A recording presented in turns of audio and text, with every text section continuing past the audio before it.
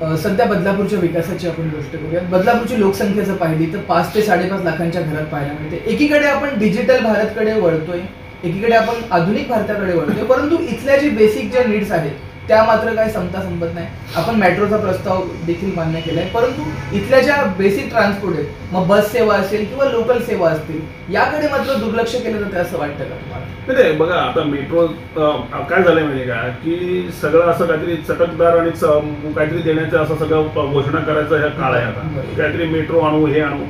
मेट्रोपेक्षा रेल्वेची सुविधा जी आहे ना, त्या 4 लाईन व्हायला पाहिजे, ते होत नाही. त्यानंतर आता होम प्लॅटफॉर्मचा प्रश्न बघा, म्हणजे या रेल्वेमध्ये सुधारणा करायला पाहिजे, ती होत नाही. त्यानंतर एकात्मिक बस सेवेचा त्या ठिकाणी बरेच वर्ष आम्ही पालिकेत असताना तो एक प्रस्ताव आमच्याकडे होता, त्याचा पाठपुरावा आम्ही करत होता, ते देखील झालेलं नाही. तर बस म्हणजे जे काही एक्झिस्टिंग ज्या वाहतुकीची व्यवस्था आहेत ना, त्या व्यवस्था सुधारायला पाहिजे. मेट्रो हे फार खर्चिक असतंच आहे, ते मेट्रो हे परवडणार नाही, त्याला फार वेळ लागणार आहे. त्यामुळे मला वाटतं बाय रोड ज्या आहे ना, एकात्मिक बस सेवा म्हणजे ठाणे जिल्ह्याची संपूर्ण एक बस सेवा जर चालू केली, त्यानंतर किंवा NMMT नवी मुंबईच्या किंवा TMTला किंवा मुंबई महानगरपालिकेच्या BSTला जर या ठिकाणी जर सुविधा देण्याची, जर आता मला वाटतं 4थी मुंबई तुम्ही म्हटलेलं आहे, आणि खरोखर आहे साहेब, हे मुंबईत जाणारा ना मॅक्सिमम जो वर्ग आहे ना, बदलापूर अंबरनाथ ह्या भागातला आहे. बदलापूर शहरातून माझ्या अंदाजे 1-2 लाख लोक रोज रेल्वेने प्रवास करतात. तर ही रेल्वेने किंवा बस सेवेमार्फत, त्यामुळे नवी मुंबई, मुंबई, ठाणे, कल्याण या सर्व बस सेवा आहेत ना, ह्या बदलापूरपर्यंत विस्तार केला पाहिजे. रेल्वे सुविधा सुधारला पाहिजे. मेट्रो वगैरे स्वप्न ठीक आहेत, पण पहिल्यांदा ज्या सुविधा आपल्या आहेत त्यात सुधारणा करणं अत्यावश्यक आहे. मेट्रो येऊ दे, हरकत नाही, येईल तेव्हा येईल, पण या सुविधांवरती भर द्यायला पाहिजे, हे निश्चितपणे सांगावं लागेल. नक्कीच. पाण्याचा प्रश्न सध्या खूप भेडसावतोय, कारण उन्हाळा जसा येतो तसं बदलापूरकर चिंतेत येतात की आता पाण्याचं होणार काय. आणि एकीकडे आपण जर पाहिलं तर ऐतिहासिक आणि निसर्गाने भरभरून दिलेलं वरदान असं बदलापूर, नद्या असतील, धरण असतील, असं असताना मुंबईला 5 रुपये प्रति 1,000 लिटरवरती पाणी भेटतो. तेच पाणी बदलापूर शहराला 12 रुपयाने भेटतं. तर हा अन्याय का होतोय? नाही, कसं माहितीये का, म्हणून आम्ही मधल्या काळामध्ये ना, मी तर पाणीपुरवठा सभापती होतो. मला होता बदलापूरमध्ये ना, ज्या वेळेला मी नगरसेवक झालो ना, त्यावेळेला दुष्काळ 2015च्या काळात दुष्काळाचा काळ होता. त्यावेळेला मी ज्या दिवशी झालो सभापती, त्या दिवशी मोर्चा आला होता. त्या मोर्चाला उत्तर द्यायचं, मला मिटिंग कसले घेता, म्हणे आम्हाला पाणी द्या. म्हटलं अहो, आजच मी सभापती झालोय आणि माझी पहिलीच बैठक आहे. पहिल्या दिवशी मोर्चा आला होता. पद्धतशीर काही राजकीय लोकांनी शैलेश वडनेरला शिक्षण देण्यासाठी ते योजना आखली होती. त्याला म्हटलं जरा थांबा, म्हटलं आजची बैठक होते, आपण त्यावरती तोडगा घालू. त्यावेळेला बदलापूरमध्ये काय, जो पॉवरफुल राजकीय कार्यकर्ता असेल ना, त्याच्या भागामध्ये 24 तास पाणी, त्याच्या क्षमतेनुसार कोणाला 1 तास, कोणाला 2 तास, कोणाला 4 तास, कोणाला 8 तास, कोणाला 24 तास पाणी, अशी परिस्थिती होती. त्याला मी निर्णय घेतला, म्हटलं की असं चालणार नाही, सर्वांना समान पाणी द्या. किती तास देऊ शकता म्हटलं शहराला पाणी, त्यामुळे आम्ही 2 तास देऊ शकतो. म्हणजे मग कोणाला 2च्या वर 1 मिनिट पण देता कामा नये आणि 2च्या खाली 1 मिनिट कोणाला देता कामा नये. संपूर्ण शहराला पाणी पुरवठा समान करा. दुष्काळाच्या काळात पाण्याची त्यावेळेला गैरसोय ती होती, त्यातून लोकांची सुटका झाली आणि मी सभापती असताना त्यामुळे परत पुन्हा अडचण आली नाही. आणि लिकेजेस आहेत, 33% लिकेजेस आहेत, हे महत्वाचं आहे. आणि ह्या व्यतिरिक्त तुम्हाला सांगू काय की अंबरनाथला MRDCच्या मार्फत आहे ना पाणी, म्हणजे MJPला MRDC पाणी पुरवठा करते. बदलापूर शहरामध्ये MRDC डायरेक्टली पाणी पुरवठा करते अधिक दराने. अनेकदा आपण मागणी करत असतो, आम्ही बऱ्याचदा पत्रावर केलेलं आहे. ते MRDCने, आता मी ऐकलंय कोणीतरी म्हटलं की काहीतरी 5-10 MLD पाणी आता MRDC देणार आहे, परंतु त्याचं काही कागदोपत्री पुरावे नाहीयेत. त्यामुळे आणि निवडणुकीच्या काळात का, निवडणुकीच्या अगोदरच्या काळामध्ये ह्या निर्णय का होत नाही. MRDCकडनं एक 10 MLD पाणी जर बदलापूर शहराला मिळालं ना, तर निश्चित तो MJPला द्या. आणि MRDC पाणी देते, परंतु अधिक दराने कोट्यवधी रुपये लागतात. एखाद्या संकुलाला जर पाणी MRDCचं घ्यायचं ना, त्याला कोट्यवधी रुपयाचा खर्च आहे. तर तसं न करता MJPला पाणी जर दिलं तर कमी दराने पण मिळेल आणि त्यांचे जे जोडणीचे चार्जेस पण कमी आहेत MJPचे. आणि MRDCचा पाण्याचा दर पण जास्त आहे, जोडणीची फी जास्त आहे. त्यामुळे MRDCने जर MJPला पाणी दिलं ना, तर प्रश्न सुटतील. आता हे टाक्या आहेत ज्या, आता त्या पण कधीपासून प्रयत्न चालू आहे, आता चालू झालाय, आता त्याचं उद्घाटन झालंय. आता जलकुंभ आता पुढच्या निवडणुकीपर्यंत होतात का, पाण्यासारखं आहे. तर अशा प्रकारे होता कामा नये. कामं आहे ना ही वेळेमध्ये झाली पाहिजे आणि ती लोकांचे प्रश्न सुटले पाहिजे. निवडणूक आल्यानंतर फक्त उद्घाटन करायचं असं होता कामा नये. पाण्याचा प्रश्न जटिल आहे आणि बदलापूर शहरामध्ये जर लोकांना पाण्याची समस्या राहिली ना, तर नेते मंडळींना घरात बसू देणार नाहीत ते आणि बाहेर फिरू देणार नाही, हे लक्षात ठेवा. त्यामुळे पाण्याचा प्रश्न सुटला पाहिजे. MRDCच्या मार्फत 10 MLD पाणी मिळालं पाहिजे. जलकुंभ लवकर झाले पाहिजे, हीच भूमिका राहील. निश्चितच. जर पाहिलं तर राजकारणाच्या तोंडावरती, निवडणुकांच्या तोंडावरती काही राजकीय मंडळी स्टंटच करतायत की काय, असा प्रश्न सध्या उपस्थित होतोय. बदलापूर शहर महाराष्ट्राची 4थी मुंबई म्हणून उदयास आलेलं एक नवं शहर. या शहराची लोकसंख्या बघितली तर 5 ते 5.5 लाखाच्या घरात आपल्याला पाहायला मिळते. बदलापूरच्या विकासासाठी अनेक महत्त्वपूर्ण नावं आपल्याला पाहायला मिळतात. त्यातच एक महत्त्वाचं नाव म्हणजे शैलेश वडनेरे. खरं तर एक चांगला राजकारणी, चांगला समाजकारणी आणि चांगला व्यावसायिक म्हणून त्यांनी आपलं नाव बदलापूर शहरात लौकिक असे केलेलं आहे. आज ठळक वार्ताच्या या स्पेशल दिलखुलास गप्पांमध्ये आपण त्यांच्याशी गप्पा मारणार आहोत. खरं तर बदलापूर शहराचं राष्ट्रवादी काँग्रेसमध्ये शरदचंद्र पवार गटाचे ते शहराध्यक्ष देखील आहेत आणि आज आपण त्यांचा राजकीय प्रवास आणि सामाजिक कार्याची जाण करून घेणार आहोत. सर, सर्वात अगोदर ठळक वार्तामध्ये स्वागत आहे. पूर्ण बदलापूरची जनता उत्सुकता आहे की कशा प्रकारे आपले प्रवास होता, तर काय सांगाल, कसं होतं बालपण? नाही, निश्चितपणे बदलापूर शहरामध्ये गेल्या म्हणजे या शहरात आमच्या 5 पिढ्या एकत्रित गेल्या. म्हणजे आता माझ्या भावाच्या मुलाला मुलगा झालेला आहे. म्हणजे जवळजवळ 5वी पिढी आमच्या या शहरामध्ये, त्यातल्या 3 पिढ्या तर या शहरामध्येच आमच्या उदयाला आल्या. जन्माला आमचं संपूर्ण बालपण आणि माझं तर संपूर्ण आयुष्य या बदलापूर शहरात गेलं. त्या बदलापूर शहराचा जो संपूर्ण प्रवास होता तो विकासाचा प्रवास आहे. साधारणपणे 90-95 पासून बदलापूर शहर हे विकसित व्हायला लागलं. त्यापूर्वी बदलापूर शहर हे आधी गावाच्या स्वरूपाचं होतं. म्हणजे ह्या गावामध्ये आम्ही जिथे राहतो त्या ठिकाणी आम्ही शेती बाती सर्व केलेलं आहे. म्हणजे अगदी गुरं सुद्धा घेऊन जाणं आणि ते फाटी तोडणं वगैरे हे सगळा प्रकार आम्ही या बदलापूर शहरात जे इकडचे ग्रामस्थ आहेत, स्थानिक रहिवासी आहेत, तर त्यांच्या जोडीने या ठिकाणी आम्ही जीवन जगलोय. आणि या बदलापूर शहराचा जो संपूर्ण प्रवास आहे, विकासाचा प्रवास आहे, तो मी पाहिलेला आहे. नक्कीच बालपण हे गरिबीत होतं. माझे वडील इंजिनियर होते, ऑटोमोबाईल इंजिनियर होते. परंतु नवी मुंबईमध्ये एक ट्रान्सपोर्ट कंपनी होती नवी मुंबईची, तर ती BMTC म्हणून, तर ती बंद झाली. आणि त्यानंतर चरित्राचा मोठा प्रश्न निर्माण झाला. मग त्यावेळेला आम्ही चालू केलं. म्हणजे बदलापूर शहरामध्ये आम्ही अतिशय मेहनत केली. माझ्या वडिलांनी सुद्धा, म्हणजे माझ्या कुटुंबाने संपूर्ण मेहनत केलेली आहे. आम्ही अगदी कांदा बटाट्याची टपरेपासून आम्ही व्यवसाय केलेला आहे. किराणा मालाचं दुकान चालवलेलं आहे. त्यानंतर ड्रायफ्रूटचं दुकान चालवलं आहे. असं हे बालपण खडतर होतं. परंतु त्या संपूर्ण या प्रवासामध्ये आई वडिलांनी जी मेहनत केली आणि त्याचं फळ म्हणजे आम्ही त्या ठिकाणी शिकलो. माझ्या संपूर्ण भावानं, माझ्या 2 बहिणी आणि आम्ही शिकलो. मी सिव्हिल इंजिनियर झालो. त्यानंतरचा काळ आहे तो देखील संघर्षाचा होता. परंतु बालपण कष्टात होतं. परंतु आई वडिलांनी खरोखर म्हणजे ते जो गरिबी होती तिचा त्रास आम्हाला होऊ दिला नाही. वडिलांनी अतिशय परिश्रम केले आणि त्या परिश्रमातून त्यांनी आम्हाला वाढवलं, एक चांगल्या प्रकारे वाढवलं. आणि आम्हालाही आनंद आहे की त्यांच्या परिश्रमाचं फळ म्हणून एक सिव्हिल इंजिनियर म्हणून काम केलं. आणि पुढील काळामध्ये जसं परिश्रम करून बांधकाम व्यवसायामध्ये आम्ही पुढे आलो. आज एका विशिष्ट ज्या लेवलवरती आपण आहोत, तर त्यावेळेला आनंद होतो की परिश्रम करून, कष्टातून आणि गरिबीतून या ठिकाणी आलोय. अतिशय आनंद या ठिकाणी मला वाटतं. आज आपली ओळख एक चांगला नेता, एक चांगला वक्ता म्हणून बदलापूर शहराची जनता पाहते. तर हा कॉन्फिडन्स शाळेपासून होता की शाळेमध्ये तुम्ही कसे होतात? नाही, हे अतिशयोक्ती वक्ता वगैरे नाही. परंतु मी देखील सुरुवातीच्या काळामध्ये कोणाशी फार बोलणं वगैरे अशी माझी स्वभाव नव्हता. परंतु सिव्हिल इंजिनिअरिंग केलं, मी बांधकाम व्यवसायामध्ये आलो आणि मला जी सामाजिक कार्याची आवड होती. परंतु सामाजिक कार्य करत असताना ज्या वेळेला लोक आपल्याकडे येतात, म्हणजे बऱ्याचदा माझ्याकडे शाळेच्या ऍडमिशनसाठी लोक यायची. त्यावेळी ते शाळेच्या ऍडमिशनसाठी आम्ही जायचो. त्यावेळेला त्यांच्याशी कम्युनिकेशन करणं आणि मग त्या वेळेला हे सामाजिक कार्य करत असताना विविध सामाजिक कार्यातून आपण पुढे येताना मग जसं जसं संवाद करायची वेळ येऊ लागली, विविध लोकांशी, राजकीय लोकांशी जे भेटी येऊ लागल्या आणि त्या माध्यमातून तो आपल्याला एक आत्मविश्वास आला आणि तो बऱ्याचदा परिश्रमपूर्वक मिळवावा लागला. कारण अनेकदा आपण असं म्हणतो की 100 लोकांची हाणामाऱ्या करणं सोपं आहे, परंतु 100 लोकांबरोबर समोर भाषण करणं कठीण असतं. तर ह्यासाठी एक परिश्रम घ्यावे लागले. आज मला आनंद वाटतो की आज तुमच्यासारखी मित्रमंडळी, पत्रकार मित्र देखील आमचे खूप आहेत. त्यांचा देखील सहवास होता, त्यांचं मार्गदर्शन होती, मदत होती. त्यातून आत्मविश्वास वाढत गेला आणि आता पुढील काळात प्रयत्न आहे अधिक चांगल्या प्रकारे लोकांसमोर आपण येऊ. नक्कीच. गेल्या 20 वर्षांपासून एक ऐतिहासिक वारसा तुम्ही पुढे नेलाय, तो म्हणजे राजकारणाचा. एक चांगले राजकारणी म्हणून देखील लोक तुमच्याकडे पाहतात. तर राजकारणात नेमकी एंट्री कशी झाली? कारण शिवसेनेसाठी गेले तुम्ही 17 ते 16 वर्ष तुम्ही कार्य केलं, त्यानंतर तुम्ही राष्ट्रवादी काँग्रेसमध्ये आलात. तर हा राजकीय प्रवास कसा एकंदरीत सुरुवात? नाही, ऍक्च्युली मी राजकारणात अपघाताने आलोय. मुळात मला राजकारण असं काही डोक्यामध्ये अजिबात नव्हतं. आम्ही विविध सामाजिक कार्यामध्ये ज्यावेळेला सहभागी होतो, म्हणजे विविध आम्ही रक्तदान शिबिर असो किंवा वेगवेगळे शिबिर आम्ही आयोजित करायचो आणि ती एक आवड होती. आमचे सगळे इंजिनियर मित्र होते, त्या ग्रुपमधून आम्ही काही ना काही चळवळ करायचा प्रयत्न असायचो. मुलांच्या शैक्षणिक काही समस्या असो म्हणलं ऍडमिशनचं म्हणलं, ते ऍडमिशन पूर्वी मराठी शाळांमध्ये देखील ऍडमिशन पण आवड होती. आता मराठी शाळांमध्ये फार कोणी जात नाही, आता फक्त ते इंग्लिश माध्यमाच्या किंवा कॉन्व्हेंटच्या शाळांसाठी मुलं संघर्ष करतात. पण त्यावेळेला त्या ऍडमिशनच्या अशा प्रक्रिया वगैरे अशा या विविध गोष्टी करत असताना आता एका ठिकाणी असा एक प्रसंग घडला की आम्ही एका शाळेमध्ये मी गेलो होतो.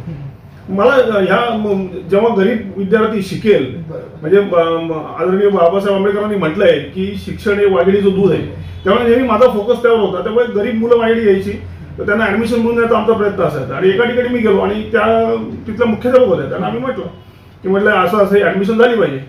तर त्यांनी असं म्हणाले, तुम्ही कोण आम्हाला सांगणार आहे? तर माझ्याकडून शब्द निघाला की मी लोकप्रतिनिधी आहे म्हणून.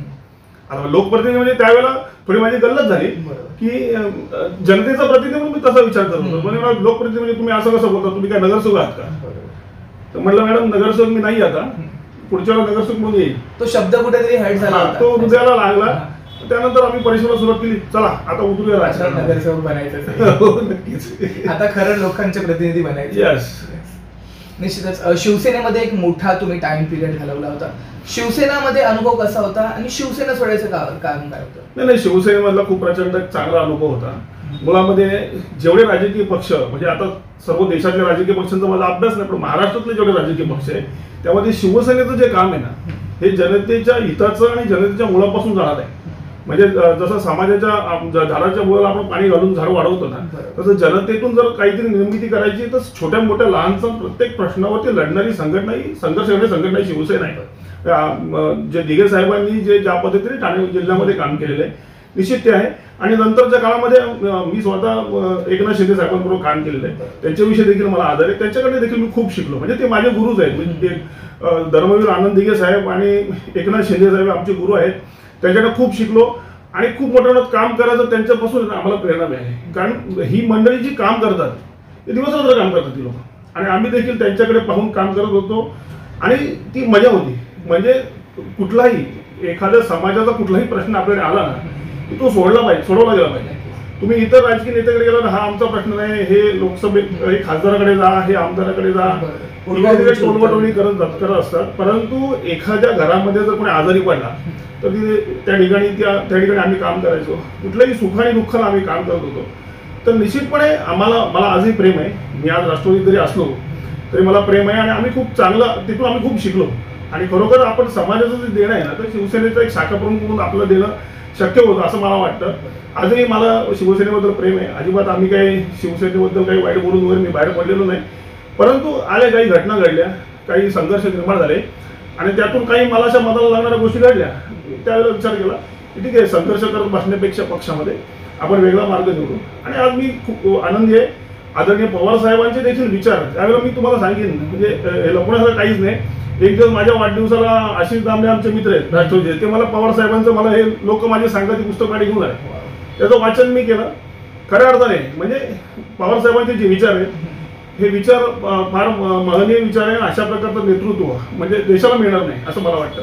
आणि आदरणीय पवार साहेबांनी ज्या पद्धतीने समाजाच्या प्रत्येक घटकांसाठी काम करतात आणि त्यांचे जे सेक्युलरिझम एक फार महत्त्वाचा मुद्दा आहे आणि सामाजिक न्याय, म्हणजे आज सर्व धर्माच्या लोकांना बरोबर घेऊन जाणं आणि प्रत्येक घटकांना न्याय देणं, अशा प्रकारची त्याची जी भूमिका आहे, सरकार क्षेत्रात त्यांचं काम आहे, हे म्हणून मी आकर्षित झालो.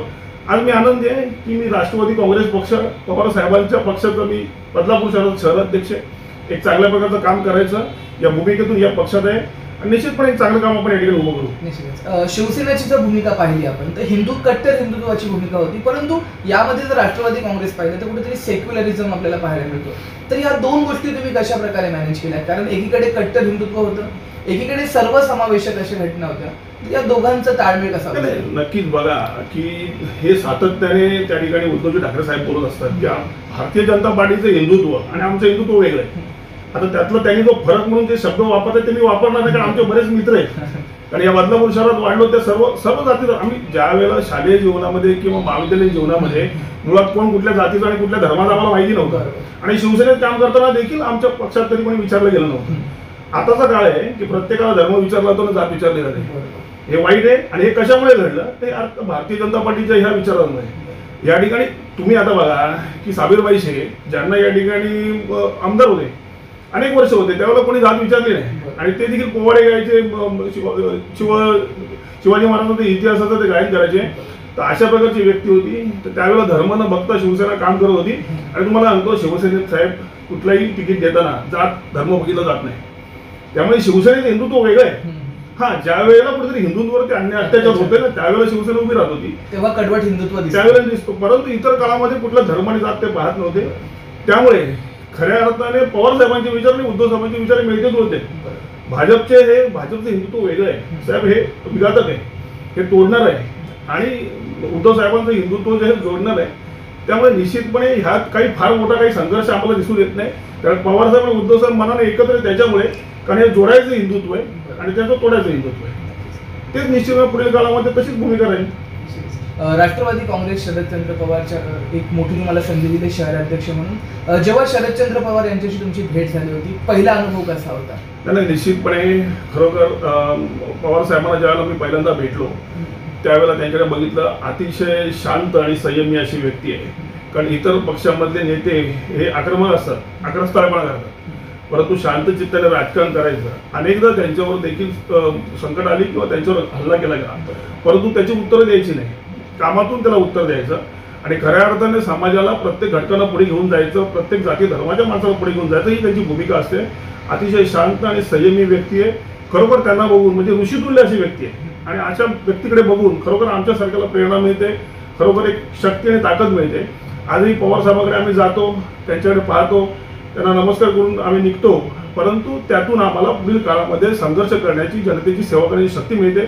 खरोखर खूप आनंद आहे की मी आदरणीय पवार साहेबांचा कार्यकर्ता म्हणून या बदलापूर शहरामध्ये शहराध्यक्ष म्हणून काम करतोय. राष्ट्रवादी काँग्रेसमध्ये सर्व काही सुरळीत चालू होतं.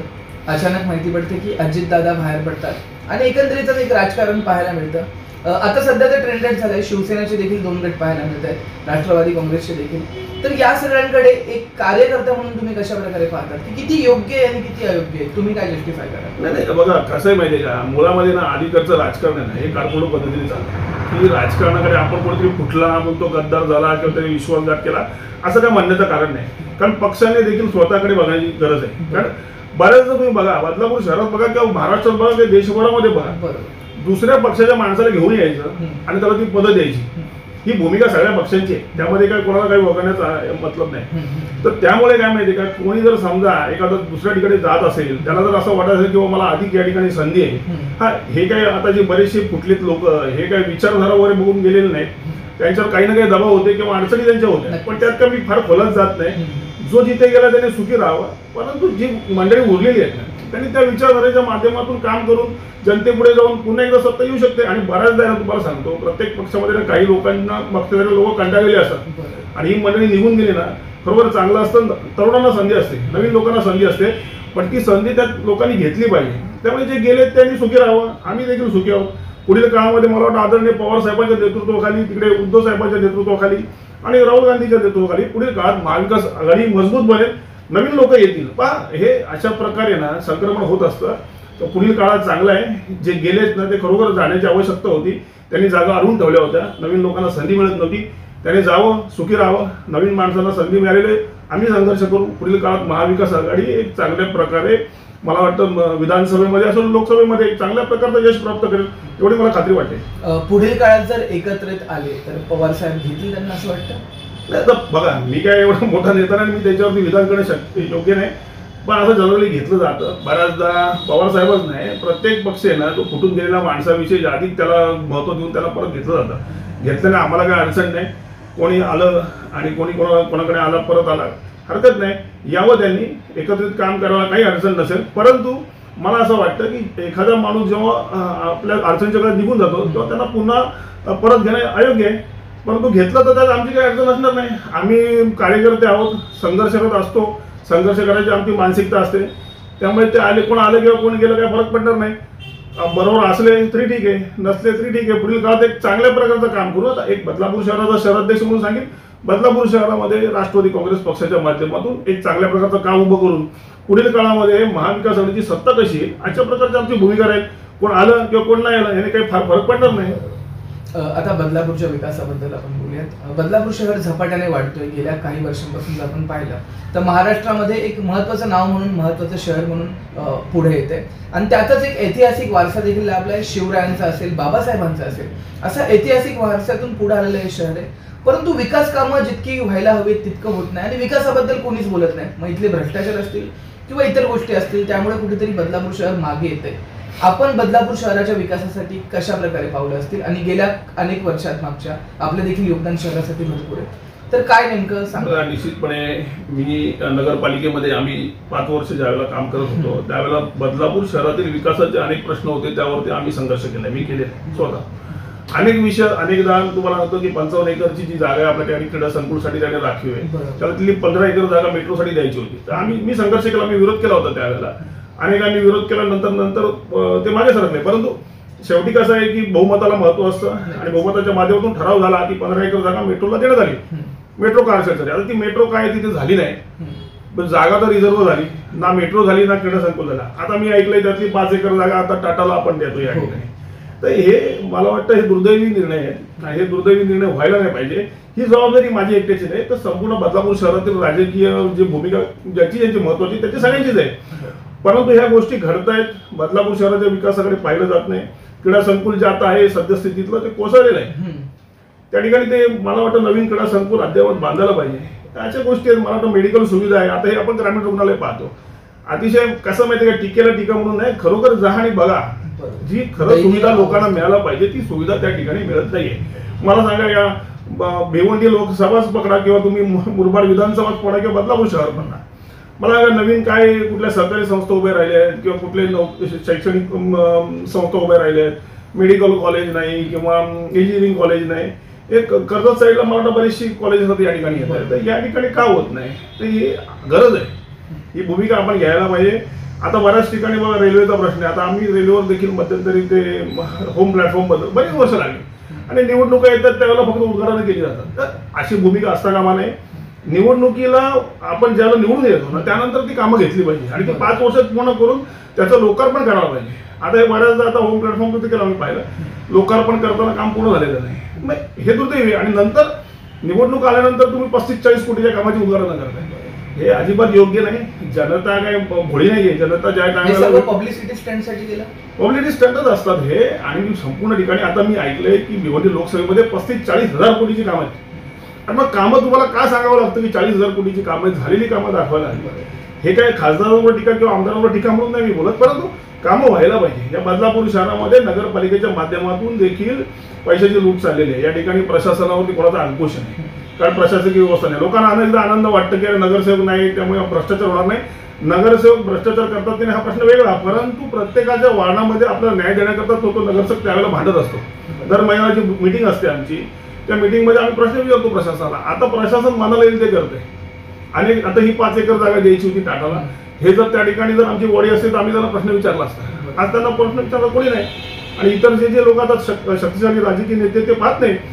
तर अशा बदलापूर शहरात अनेक गोष्टी व्हायला पाहिजे. बघा, या ठिकाणी क्रीडा संकुल व्हायला पाहिजे, मैदान व्हायला पाहिजे. आता बोटॅनिकल गार्डनचं देखील त्यावेळेला संकल्पना होती, ते झालं नाही. नाट्यगृह नाहीये बदलापूरमध्ये. साधं मला सांगा, खाजगी मल्टिप्लेक्स पण नाहीये. बदलापूर शहर हे महाराष्ट्रातील सर्वाधिक वेगाने वाढणारं शहर असताना या शहरामध्ये सुविधा नाहीत. काँक्रीटचे रस्ते केले म्हणून आपण त्या ठिकाणी बोंब मारत असतो. ठीक आहे, एक गोष्ट तुम्ही केली काय हरकत नाही, परंतु इतर गोष्टी देखील व्हायला पाहिजे. बदलापूर शहराची गरज मोठी आहे. बदलापूर शहर वाढतंय. या ठिकाणी पाण्याचा प्रश्न आहे. आता पाण्याचा प्रश्न अंबरनाथला अमृत योजनेमधून कोट्यवधी रुपये या ठिकाणी केंद्र सरकारच्या माध्यमातून मंजूर झाले, बदलापूरसाठी मंजूर होऊ शकले नाही. आता म्हणे काहीतरी पाण्याच्या टाक्या, आता आपण त्याचं उद्घाटन केलेलं आहे. पण उद्घाटन करायची का वेळ आहे निवडणुकीच्या तोंडावर? निवडणुकीच्या अगोदर ही कामं पूर्ण झाली पाहिजे.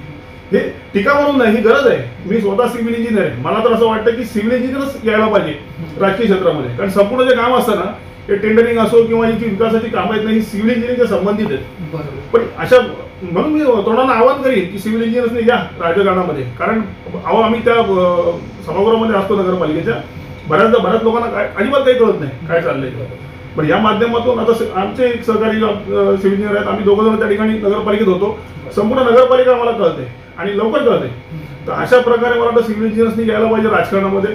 ही माझी आव्हान राहील. बदलापूर शहरातील तरुणांनी राजकारणात यायला पाहिजे. कारण काय माहितीये का, आपण असं म्हणतो की हा व्यक्ती आहे, हा कधी पडू शकणार नाही, हा लोकसभेला पडू शकत नाही, हा विधानसभेला पडू शकत नाही, हा नगरसेवक पदाला पडू शकत नाही. अजिबात बऱ्याचदा काही लोकांची कार्यक्षमता नसते. नवीन लोकांनी यायला पाहिजे. लोकांना पर्याय पाहिजे असतात, परंतु ते पर्याय आपण देत नाही, आपण घाबरतो. म्हणून आपण नुसतं सामाजिक कार्य नाही, सामाजिक कार्य केलं पाहिजे, पण त्याच हिमतीने आणि धमक ठेवून आपण राजकीय क्षेत्रात उतरलं पाहिजे आणि लोकांना पर्याय दिला पाहिजे. लोकांना पर्याय दिला तर निश्चितपणे मला वाटतं बदलापूर शहरामध्ये बदल होईल. त्यामुळे जी मी मागे देखील एक मुलाखत दिली होती, त्यामुळे की दोन टर्म नंतर प्रत्येकाने पुढे जायला पाहिजे. काही लोकांना राग येतो, पण काय हरकत आहे, 2 टर्म नंतर पुढे जायची मानसिकता तुम्ही ठेवा. मागे तरुणांना संधी द्या. अशा प्रकारची भूमिका आहे. नाही, बदलापूर शहरामध्ये बघा राजकीय परिपक्वता आहे, परंतु जी विकास कामं जी आहे ती कामं पूर्ण करण्याची धमक दाखवली जात नाही. आहे धमक नाही असं नाही. ही राजकीय इच्छाशक्ती त्या लोकांनी जर दाखवली ना, कामं होऊ शकतात, ती त्यांच्याकडे ताकद आहे, परंतु कामं होत नाही. मग त्याची जबाबदारी कोणाची? मग विद्यमान जे कोणी लोकप्रतिनिधी आहेत त्यांनी जर कामं नाही केली तर पुढील काळात त्यांचा पर्याय उभा राहील आणि राष्ट्रवादी काँग्रेस पक्ष आणि महाविकास आघाडी पर्याय उभे करेल, हे या ठिकाणी मी तुम्हाला सांगतो. खरं तर तुम्ही सांगितलं की बालपण अतिशय संघर्षातून घालवलं होतं, परंतु जिद्द, मेहनत आणि चिकाटीच्या परिश्रमामुळे तुम्ही आज एक चांगल्या पोझिशनवरती आहात. एक शहर अध्यक्ष म्हणून आहातच आणि एक चांगले समाजकारणी, राजकारणी तथा एक चांगले व्यावसायिक देखील आहात. आत्ताच्या घडीला जर मागे वळून पाहतात तर तेव्हा काय वाटतं? कारण लहानपणी डावलणारे भरपूर लोक असतात. जसं की तुम्ही सांगितलं की तुम्हाला मुख्याध्यापिकाने विचारलं की तुम्ही नगरसेवक आहात का, आणि तो कुठेतरी राग मनाशी घेऊन तुम्ही आज एक कर्तृत्ववान व्यक्ती घडलात. तर अशा व्यक्तींना काय संदेश द्याल आणि मागे वळून पाहताना काय वाटतं? नाही, त्यावेळेला खरोखर कल्पना नव्हती की मी नगरसेवक होईल वगैरे. मुळात माझ्या ज्या प्रभागात मी नगरसेवक झालो त्यातला फार मोठा संघर्ष होता. त्या ठिकाणी एक शक्तिशाली नगरसेवक होते. पूर्वी त्यांच्याबरोबर आम्ही काम देखील केले, त्यांच्याकडे आम्ही काही गोष्टी शिकलेलो आहोत. पण पुढे काळात संघर्ष निर्माण झाला आणि मला असं वाटलं की लोकप्रतिनिधी म्हणून आपण नगरपालिकेत जायला पाहिजे. म्हणजे बघा शहरामध्ये हे आपलं बदलापूर शहर आहे, या ठिकाणी आपण वाढलो घडलो, तर ह्या शहराच्या विकासाचे किंवा आपल्या भविष्याचे निर्णय ज्या ठिकाणी होतात ती नगर परिषद, त्या नगर परिषदेवर आपण जायला पाहिजे. कारण आपलं भविष्य, आपल्या तरुणांचं भविष्य जर आपलं घडवायचं तर तिथे आपण त्या निर्णय प्रक्रियेत पाहिजे. म्हणून आलो. संघर्ष उभा राहिला, संघर्ष मोठा होता. त्या ठिकाणी शक्तिशाली राजकीय आणि प्रस्थापित जे असतात सगळे एकत्र असतात. नवीन येणाऱ्या माणसाला संघर्ष असतो. म्हणून मी सांगतो की आम्ही मदत करू. येणाऱ्या प्रत्येक जर तरुणाला ज्याला राजकारणात यायचं आहे, तुम्ही देखील पत्रकार म्हणून या राजकारणामध्ये, आम्ही तुम्हाला बरोबर घेऊ, संपूर्ण ताकद तुमच्या बरोबर आम्ही लावू. तरुणांनी यायला पाहिजे. आमचा संघर्ष मोठा होता. त्यावेळेला अजिबात कल्पना नव्हती की मी नगरसेवक होईन किंवा शहराध्यक्ष होईल. स्वप्न होती मोठी. नेहमी असं प्रत्येकाने स्वप्न पाहायला पाहिजे आणि आजही आहे. आणि अनेकदा लोक म्हणतात तुम्ही वेगवेगळी स्वप्न पाहता, काय शक्य आहे का? शक्य हो का न हो, स्वप्न पाहणं आपलं कर्तव्य काम आहे आणि आपल्याला त्यातून आनंद मिळतो, त्यातून प्रयत्न करायचे. आज उद्या यश मिळतं. नगरसेवक होईल का नाही कल्पना नव्हती, झालो. त्यानंतर मला पाणीपुरवठा सभापती पद मिळालं, मी स्थायी समितीला काम केलेलं आहे. तर हे सर्व पद आहे. आता मी शहराध्यक्ष आहे. तर अशा प्रकारे स्वप्न पाहिल्यानंतर, संघर्ष केल्यानंतर यश मिळत आहे. तर तरुणांना तेच सांगेन, या सर्वांनी ज्याला राजकारणात इंटरेस्ट, बघा बदलापूर शहर आपण राहतो, आपलं भविष्य आपल्या हातात असायला पाहिजे. तर या शहराच्या भवितव्याचे निर्णय ज्या सभागृहात घडतात ती नगर परिषद, त्या नगर परिषदेमध्ये आपण यायला पाहिजे. पण त्यासाठी संघर्ष करावा लागेल. असं आपण मदत कच खाऊन चालणार नाही. तर सामाजिक कार्याच्या माध्यमातून असो किंवा विविध माध्यमातून असो पुढे यायला पाहिजे. आम्ही या ठिकाणी आलो, प्रयत्न केला, संघर्ष केला. जातीपातीच्या अनेक भिंती होत्या. अनेकदा म्हणणारे हा कुठल्या जातीचा, शक्य होईल का? अनेक प्रसंग आले, संकट आली, त्या संकटाचा मुकाबला केला आणि सण केला. शेवटी कायदा हा भक्कम असतो, आपला न्याय हा मिळत असतो. तर त्या माध्यमातून अनेक संघर्षातून पुढे जाऊन आज या ठिकाणी उभा आहे. फार काही केलं असं वाटत नाही, बरंच काही करायची इच्छा आहे, स्वप्न आहे आणि प्रयत्न करू. बघूया परमेश्वराच्या कृपेने आणि जनतेच्या आशीर्वादाने जर चांगलं काही घडलं तर निश्चितपणे पुढे जाऊ आणि जे लोक बरोबर येतील त्यांना बरोबर घेऊन जाऊ. आणि सगळ्यांनीच मला वाटतं राजकीय प्रक्रियेत यायला पाहिजे. आपण बऱ्याचदा राजकीय प्रक्रियेपासून दूर राहतो आणि आपल्याला असं वाटतं की कोणीतरी काहीतरी केलं पाहिजे, कोणीतरी मसीहा येईल आणि आपल्यासाठी करेल. असं होत नाही. आपलं उतरायचंय. तर सगळ्यांनी उतरा, आम्ही बरोबर आहोत. राष्ट्रवादी काँग्रेस पक्ष सर्व तरुणांना आवाहन करतो, राजकीय क्षेत्रात या, आमच्याकडे या. आमच्याकडे यावेळेला रिकाम्या जागा भरपूर आहेत. सर्वांना आम्ही तरुणांना संधी देऊ आणि त्यांच्या पाठीशी बरोबर निवडून आणू. चांगलं कार्य करायचं आहे, आपला समाजाचा उद्धार करायचा आहे. शहराचा विकास जर करायचा असेल तर राजकीय प्रक्रियेमध्ये येण्याची आवश्यकता आहे.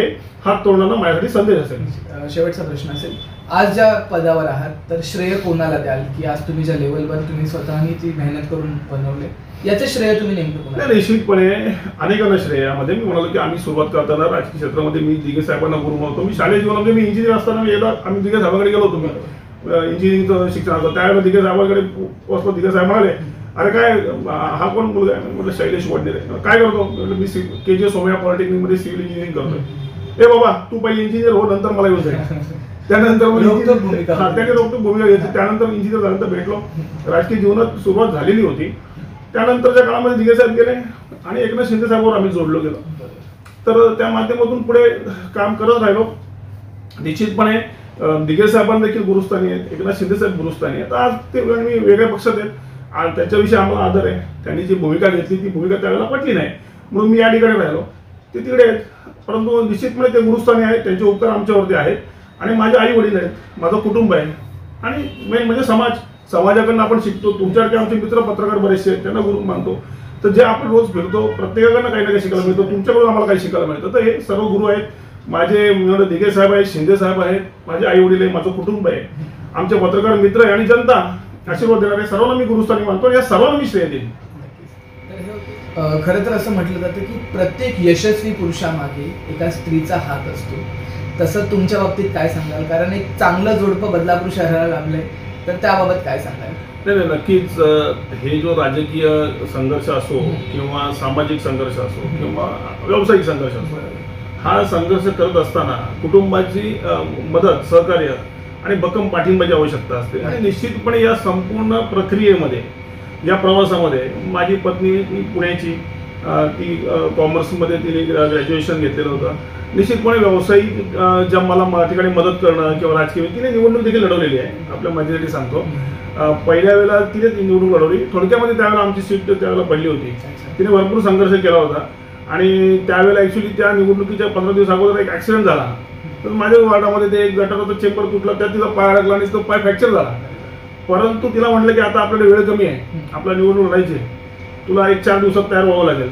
तर तो फ्रॅक्चर झाला पाय घेऊन तिने तो प्रयत्न केला. त्यावेळेला तो प्रयत्न आमचा यशस्वी झाला नाही तितकासा. फार कमी मताने त्यावेळेला आमची सीट पडली होती. पण तिने देखील काम केलेलं आहे माझ्या खांद्याला खांदा भिडून. आणि निश्चितपणे मग ते राजकीय संघर्षात असो, सामाजिक संघर्षात असो आणि व्यावसायिक जीवनामध्ये असो, तिने दिलेली साथ मोलाची आहे. त्यामुळे तिचं नक्कीच सहकार्य मला लाभलेलं आहे. आणि आपण जसं म्हटलं त्याप्रमाणे प्रत्येक यशस्वी पुरुषाच्या मागे एक स्त्रीचा हात असतो, तसंच हात माझ्या पत्नीचा आहे, माझ्या आईचा आहे. तर त्यांचं श्रेय त्यांना मी निश्चितपणे देईन. कधी असे वाद होतात की आता बस झालं समाजकारण, बस झालं राजकारण, घराकडेही लक्ष द्या, तुम्हालाही कुटुंब आहे, असं कधी होतं का? नाही, होतं ना, नक्कीच. बघा, हे सगळ्यांकडेच होतंय. म्हणजे आमचे सर्व मित्र आहेत. आपल्याला असं वाटतं की यांना कोणी काही घरात बोलत नसेल, ते देखील मित्र आहेत आमचे. कधी कधी आमच्या घरी आम्हाला जेव्हा असं बोललं जातं तेव्हा आम्ही सांगतो त्यांना की असं असं होतंय म्हणून, तेव्हा ते त्यावेळेला हसतात. परंतु त्यांच्यावर देखील असे प्रसंग येतात. प्रत्येकाच्या घरात असं होतं आणि महिलांना असं नेहमी वाटतं की संघर्ष होऊ नये, आपल्या कुटुंबाची काळजी घेतली गेली पाहिजे, त्यांच्याकडे लक्ष दिलं पाहिजे. बऱ्याचदा नाही होत असं. राजकीय जीवनामध्ये आपल्याला तेवढा वेळ देता येत नाही. तर अशा तक्रारी असतात, त्याबद्दल काही अजिबात शंका नाही.